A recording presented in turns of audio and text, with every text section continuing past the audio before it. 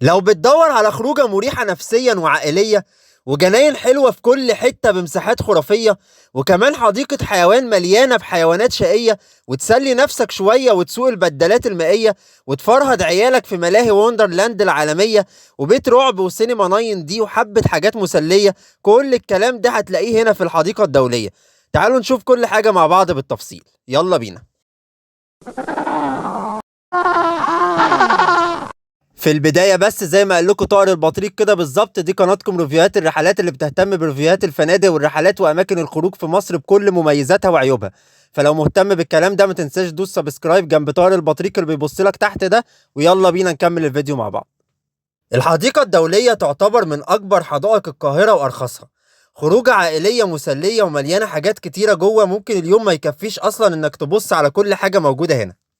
في الريفيو ده هنتكلم على أسعار الدخول وهنشوف الجناين وحديقة الحيوانات وبيت الرعب والمسرح والبدلات المائية والملاهي، ونعرف أسعار كل حاجة مع بعض.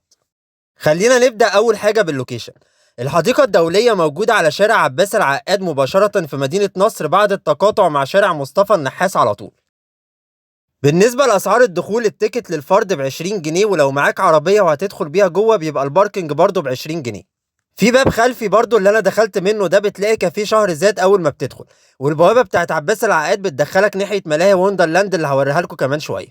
لما بتمشي شويه كده اول حاجه بتقابلها اللي هناك دي عربيات التصادم، التيكت بتاعها ب40 جنيه، بس في واحده تانية في الملاهي غيرها. في بقى هنا 2 ملاهي، وندرلاند هي الاشهر وهندخلها من جوه، لكن دي اسمها ملاهي ماجيك بارك. تيكت الدخول ب15 جنيه واي لعبه جوه ب40 جنيه، ودي الالعاب فيها جديده ونضيفه زي ما انتم شايفين كده عشان غاليه شويه. في جنبها بقى كيدز اريا، التيكت بتاعها ب50 جنيه، ودي زي ما انتم شايفين كده منطقة ألعاب للأطفال الصغيرة بعيدا عن ألعاب الملاهي بقى وكده. يعني هنا مراجيح وزحاليق ولعب الموازين والكلام المناسب للأطفال الصغيرين ده، وبرضه مهتمين بصيانتها ونظافتها ولسه كلها جديدة وبحالتها على أكمل وجه. ودي الملاهي التانية بقى وندرلاند، هندخلها ونشوف كل حاجة فيها باستفاضة وبالأسعار كمان شوية. في برضه مسرح هنا اسمه مسرح الشمس للي عايز يدخل مسرح يعني، وهنا بيحطوا البانر اهو بتاع المسرحيه عشان تبقى عارفها، بس طبعا الوقت هنا يا دوبك يكفيك تخلص الحاجات الاساسيه اللي موجوده هنا. وانت ماشي بقى للطريق بتاع حديقه الحيوانات او بصفه عامه في المكان هنا، موجود في كل حته كراسي عشان الناس تقعد تريح عليها، لان المساحه هنا كبيره جدا، والكراسي مهتمين بيها مش مكسوره ولا متخلعه، فدي حاجه محترمه هنا بصراحه. زي ما انتم شايفين قدامكم كده الكراسي كتيره وقريبه جدا من بعض. تعالوا نبدأ بقى في الحلويات ونشوف الحاجات الجميلة اللي موجودة هنا. في بحيرة هنا صغيرة كده وفيها بدلات مائية حلوة قوي، ممكن تسوق بدال وتتسلى شوية. سواقته طبعا ممتعة جدا، والتيكت بيبقى ب25 جنيه للفرد، أو البدال بصفة عامة بيبقى ب50 جنيه لأنه بياخد فردين. وزي ما انتم شايفين قدامكم كده حواليكوا جرين اريا وشجر ومناظر مريحة جدا للأعصاب. بدل بقى سواقة العربيات في الزحمة وتفضل تتخانق مع ده وتزنق على ده، لا انت هنا بتفصل حبة بقى وروقان على الآخر، وسواقته سهلة جدا طبعا. وفي نقوش كده فرعونية موجودة جنبك وحاجة آخر دلع. رغم إن البحيرة صغيرة شوية بس تجربة حلوة ومريحة للأعصاب، نصيحة ما تفوتوهاش يعني. دي البحيرة من فوق أهي، وفي جنبها مساحة كبيرة كده موجود فيها حبة مجسمات فرعونية هوريها لكم كمان شوية، وده المدخل بتاعها هقول له قدامكم ده على طول. وأخيرا وصلنا لمدخل حديقة الحيوان. تعالوا ندخل بقى نشوف الدنيا عاملة إزاي فيها. أول ما بتدخل بتلاقي في مسرح صغير كده على شمالك للأطفال، هوريهولكوا دلوقتي من جوه، بس خلينا نعرف سعر الدخول الأول. بالنسبة لتيكت الدخول بيبقى ب25 جنيه للفرد، تقعد فيها بقى زي ما انت عايز، وبتبقى شاملة دخول بيت الزواحف اللي جوه برضه. وفي عرض كده ب75 جنيه شامل حاجات كتيرة قوي. ادي العرض اللي بقول لكم عليه اهو. انت لو حسبت كل حاجة موجودة هنا لوحدها هتلاقيها في حدود 130 او 140 جنيه، فلو هتعمل كل ده يبقى ادفع العرض ده، هيوفر لك كتير جدا. وهنشوف كل الحاجات اللي موجودة قدامكم دي مع بعض في السريع عشان تبقوا عارفينها برضه. ده مسرح الاطفال اهو من جوه اللي شفناه اول ما دخلنا حديقة الحيوان. التيكت بتاعه بيبقى ب20 جنيه للفرد، وبيعملوا فقرات حلوة قوي للأطفال. شو مهرج بقى وساحر، وبيغنوا شوية مع الأطفال ويطلعوا على الستيج كده يعني. وطبعا كله مكيف والأطفال بتتبسط منه وبيقضوا وقت حلو فيه. تعالوا بقى نكمل حديقة الحيوان نفسها. هوريلكوا حبة حيوانات موجودة هنا على سبيل المثال يعني للحصر. في أرانب هنا كيوت أهي، وفي نعام هنا أول ما بتدخل من المدخل مباشرة وأحجامه ضخمة، بس معرفش النعامة دي شكلها نايمة ولا إيه، ما بتتحركش من مكانها خالص. وفي بقى هنا ناس بتبيع لعب أطفال وحبة مسليات كده، شيبسي وبسكوت وحاجات كده يعني. وهنا في جمال اهي بس صغيرين شوية وشكلهم حلو، مش جمال ضخمة يعني. ودي قرود برضو ألوانها حلوة مختلفة عن القرود الرصاصي المعروفة. حتى قاعد مؤدب قوي، مش عمال يتنطط زي بقيه القرود، شكله ابن ناس كده. وهناك في بيت طيور اهو قدامكم، ودي الجمالة اهي اللي شفناها من شوية. ممكن تأكلوا الحيوانات هنا عادي على فكرة، مفيش مشكلة. وده بيت الطيور اهو، فيه انواع واشكال كتيرة قوي مع بعض. هتلاقي حمام بألوان مختلفة وطاووس وبغبغانات وفراخ. وادي كل قفص حاطين عليه ليبل بسيط كده مكتوب فيه اسامي الحيوانات اللي فيه، عشان برضو تبقوا عارفين كل حاجة عنها. في برضو بجعة هنا هو، او هما بجعتين يعني. الميزة هنا ان الحيوانات كلها قريبة من بعض، يعني ما بتمشيش مسافة بين القفص والتاني. وفي كراسي في كل حتة لو حد حابب يقعد يريح عليها شوية. وهنا في قرود تانية اهي، بس دول شكلهم اشقية شوية وحركاتهم كتيرة حبتين. في بوكس اكل هنا على فكرة للحيوانات ب10 جنيه، بتشتريه من هنا لو حابب تاكل الحيوانات يعني. بيبقى فيه كيسة كده فيها سوداني وجزر وخس وكده يعني. وممكن لو انت مش عايز تشتريه من هنا بتجيب معاك اكل ليهم من بره وتاكلهم عادي، مفيش مشكلة يعني، محدش بيقول حاجة. تعالوا نشوف بقى بقية الحيوانات اللي موجودة. هنا في بط اهو برضو، او وز، ده مش عارف بصراحة عدده قوي، لكن هو من الفصيلة دي يعني. وهنا في معيزه اهي عاملين لهم بيت جوه كده. وفي معيز صغيره جوه بس مش باينه في التصوير عشان الضلمه، بس شكلهم ضعفانين شويه مش عارف ليه كده. وهنا في لاما اهي، دي شكلها بتتغذى حلو بقى، شادة حيلها ورشيقه كده باينه من وقفتها يعني زي ما انتم شايفين كده. في برضه في نص حديقه الحيوانات بدلات مائيه كده للاطفال، على شكل بطوط كده زي ما واضح قدامكم. ظريفه جدا ومسليه للاطفال، بعيدا بقى عن مود حديقه الحيوانات لو الاطفال يعني عايزه تفصل شويه. وفي برضه هنا جامبولين اهو، او النطاطه يعني، موجوده جنب البدلات المائيه على طول. وهنا في قفص طيور برضه، وقدامه فيه تماثيل او مجسمات للديناصورات، شكلها ظريف والناس بتحب تتصور عندها قوي. وموجوده جنب الجامبولين على طول زي ما انتم شايفين كده. تعالوا نكمل الحيوانات بقى. في هنا بيت غزلان اهو، في منهم صغيرين وفي منهم كبار، وعاملين للغزلان مساحه كبيره قوي زي ما واضح قدامكم كده. عاملين لهم بيت جوه اهو، رمب كده جنبه، ومساحه فاضيه كبيره، ومدلعينهم اخر دلع. وهناك في قرود برضه اهو، يعني ده تالت قفص قرود نشوفه هنا. وكل واحد نوعه ولونه مختلف عن التاني على فكرة. يعني جايبين انواع مختلفة من القرود، في حاجة جميلة جدا بصراحة. وهنا بقى في اسطبل حصين اهو. وعلى فكرة ممكن تركب اولادك الحصان هنا وياخدوا بيه لفة لو انت عايز. وهناك في غزالة اهي كمان طالعة بتشقر على الدنيا كده من فوق. لا الغزلان هنا مدينا حقها وزيادة بصراحة. وادي برضو قفص قرود رابع اهو كمان، بس حاطين عليه سلك كتير قوي، معرفش ليه، ممكن يبقى متوحش شويه او بيهبش او حاجه. تعالوا نروح نشوف بقى بيت الزواحف اللي موجود هنا برضو عشان نبقى شفنا كل حاجه.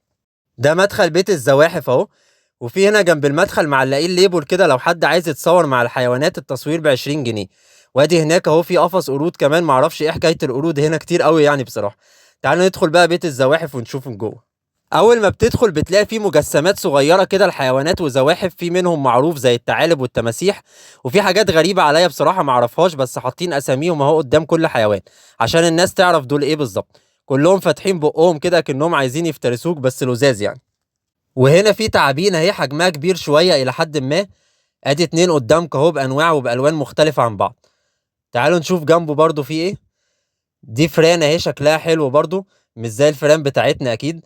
وعددهم كتير قوي بس معظمهم مفرهدين، معرفش ليه كده. وهنا في تمساح بس نايم في الاخر خالص، فممكن ما يكونش واضح لكم قوي في التصوير. كفايه حيوانات بقى، تعالوا نخرج نشم نفسنا بره شويه ونكمل الحاجات اللي موجوده هنا. ونشوف بيت الرعب والسينما الناين دي وملاهي وندرلاند وبقيه الحاجات اللي موجوده هنا كلها. تعالوا نبدأ ببيت الرعب اهو، موجود بعد حديقة الحيوانات بشوية. التيكت بتاعه ب20 جنيه وتدخل تعيش جوه بقى. وبتركب القطر اللي قدامكم ده، بس معلش معرفتش اصور لكم جوه لان التصوير هيبقى ضلمة فمش هيبان قوي. وفي جنب بيت الرعب على طول السينما الناين دي، والتيكت بتاعها برضه ب20 جنيه. او ممكن تدفع العرض اللي ب75، ده اللي قلت لكم عليه لو هتعمل كل الكلام اللي فات ده، اوفر لك زي ما قلت لكم من شوية بدل ما تدفع كل حاجة لوحدها هنا. تعالوا بقى ندخل ملاهي وندرلاند ونشوفها مع بعض. الملاهي ليها مدخلين، في مدخل من جوه الحديقة الدولية عادي، وفي مدخل تاني برايفت لوحدها من بره كمان. الملاهي هنا زي ما انتم شايفين قدامكم كده كبيرة جدا ومليانة ألعاب مناسبة لكل الأعمار. وفي ناس بتجيلها مخصوص لوحدها، عشان كده عاملين لها مدخل تاني برايفت لوحدها من عباس العقاد، بعيدا عن الحديقة الدولية زي ما قلت لكم. وفي هناك اهو اكوا بارك عملاقة كمان اللي بزوم لكم عليها دي. بالنسبة لتيكت الدخول بيبقى ب25 جنيه. بس ده دخول بس، لكن كل لعبة جوه بتدفع لها فلوس. في ألعاب ب20 جنيه معظمها بتاعة الأطفال، وفي ألعاب ب30 جنيه، وفي حاجات قليلة ب40. وفي فوق ماكدونالدز. طبعا ده مقاطعة وكل حاجة، بس أنا بوري لكم كل حاجة هنا يعني. والمبنى اللي قدامكم ده مول، وهو ده اللي فيه تحت المدخل التاني بتاع الملاهي من بره. تعالوا نشوف حبة ألعاب بقى موجودة هنا في السريع. دي الساقية اللي قدامكم اهي، وبيكتبوا على معظم اللعب السعر بتاعها زي ما واضح قدامكم كده اهو. ودي لعبة الفناجيل الدوارة اهي، واللي هناك دي الاكوا بارك بس للاسف مش شغالة. لما سألت عليها هنا قالوا بتشتغل في الاعياد بس، فما اعرفش ايه الحكمة من كده بصراحة. وهنا في المراجيح الدوارة دي اهي، وفي هناك القطر اهو ممتع جدا برضو. وزي ما انتم شايفين قدامكم هي مليانة لعب اشكال والوان، والمساحة بتاعت الملاهي كبيرة جدا، والالعاب مش لازقة في بعض على طول فبتحس ببراح فيها. وفي بقى هنا كذا محل صغير بيبيعوا زي مسليات كده، ايس كريم وشيبسيهات وهدايا للاطفال وكده.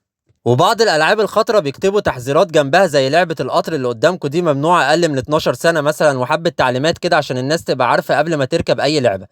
ومن احلى الالعاب هنا لعبه القطر دي، هتعيش مغامره حلوه جدا. تعالوا برضو نشوف حبه حاجات تانية موجوده هنا.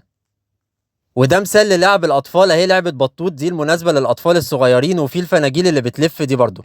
لعبه بطوط دي مثلا التيكت بتاعها ب 20 جنيه، يعني هتلاقوا معظم لعب الاطفال الصغيرين هنا التيكت ب 20 جنيه. وفي عربيات تصادم موجوده هنا برضو اهي.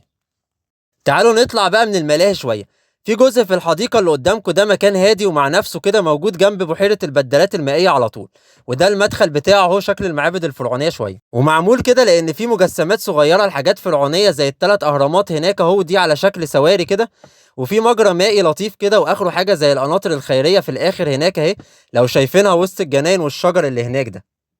ومن هنا بتشوف الالعاب العاليه اللي في الملاهي برضو، يعني اللعبه اللي قدامكم دي ما خدتش بالي منها اصلا وانا جوه الملاهي، عشان كده بقول لكم الملاهي مساحتها كبيره، بس انا اختصرت لكم عشان ما نضيعش الوقت فيها. في برضو مجموعه كافيهات اوبن اريا موجوده في الحديقه، قعدتها حلوه قوي للي عايز يطلب اي حاجه. وعاملين حاجه ظريفه هنا برضو، عاملين لكل دوله ركن خاص بيها بمدخل لوحده. يعني ده ركن السعوديه او الرياض مثلا، وده ركن الامارات العربيه بمدخل لوحده برضو زي ما انتم شايفين كده. والمفروض ان جوه كل ركن ما يميز الدوله دي يعني. في برضو قاعة أفراح هنا اندور اسمها الماسة. وفي قاعة أفراح برضو صغيرة شوية أوي الدور جنبها زي ما انتوا شايفين كده. مساحتها مش كبيرة أوي بس شغالة يعني. وبرضو موفرين هنا طفطف، التيكت بتاعه ب20 جنيه للفرد، بيلففك الحديقة الدولية كلها، أو لو مش عايز تمشي ممكن تركبه وتنزل في الحتة اللي انت عايزها. تعالوا بقى نقول تقييمنا للحديقة الدولية بصفة عامة ومميزاتها وعيوبها في السريع كده من رأيي المتواضع يعني. احلى حاجه فيها انها متنفس عائلي لجميع الاعمار، يعني كراسي في كل حته عشان كبار السن يقعدوا كل شويه ما يمشوش كتير. وفيها حاجات للاطفال كتيره جدا ومسليه ومتنوعه، مش مجرد كيدز اريا وخلاص. ومساحه الحديقه واسعه قوي، فعمرك ما هتحس فيها بزحمه الا طبعا في الاعياد او يوم الجمعه الى حد ما. وكلها جناين واسعه في كل مكان. بالنسبة لعيوبها بقى، هي محتاجة حبة اهتمام ونظافة شوية وصيانة بصفة مستمرة. يعني في أماكن بتلاقي فيها حبة لا مؤاخذة زبالة مرمية كده، محتاجة يتزود عدد الباسكت شوية عشان تقدر تستوعب عدد الناس. وفي حاجات محتاجة صيانة زي أركان الدول اللي شفناها من شوية، في حبة نافورات وحاجات مهملة شوية، لو أعادوا تشغيلها تاني هتودي منظر الحديقة دي في حتة تانية. يعني محتاجة تطوير في كذا حتة، هترجع لسابع عهدها زي أول ما اتعملت، وهتبقى جميلة جدا. ما تنساش بقى تعمل سبسكرايب على طائر البطريق اللي بيبص لك تحت ده لو مهتم باماكن الفسح والخروجات. واتمنى اكون قدرت اوصل لكم كل حاجه، وشرفوني برايكم في الكومنتات، واشوفكم الفيديو الجاي ان شاء الله.